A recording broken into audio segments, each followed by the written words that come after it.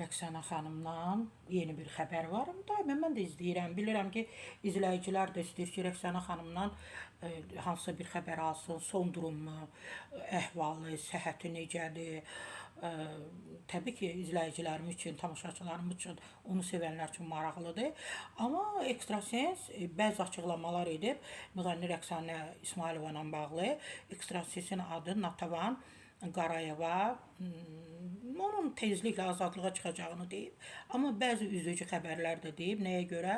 Deyib ki, ailəsi dağılacaq. Təbii ki, mən istinad edirəm Yeni Sabaha. Bu mənim üçün də bu xoş proqnoz olmadı ki, ailəsi niyə dağılmalıdır ki?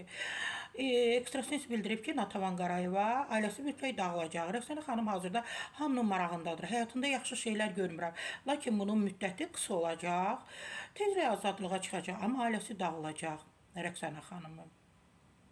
Ola bilərmi Fazil müəllim onu tək qoysun? Onu tək görürəm. Evladlarından yarayacaq. Yəni evladları daim onun yanında olacaq da. Bu təbii ki, sevindirici bir haldır. Bu ilin axırına qədər azadlığa çıxacaq və yeni ili övladları ilə bir yerdə keçiriləcək və qeyd edim ki, Rəqsanə İsmayılova 2 zərər çəkən şəxsin 35.000 manat dəyərində qızıl zinət əşyalarını və 220.000 ABŞ dolları məbləğində pulunu dələduzluqla ələ keçirməkdə təqsirləndirilib.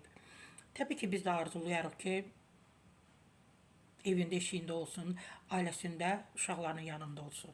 Məndən bu qədər. Sara Səfra, məhz Bahadurdan.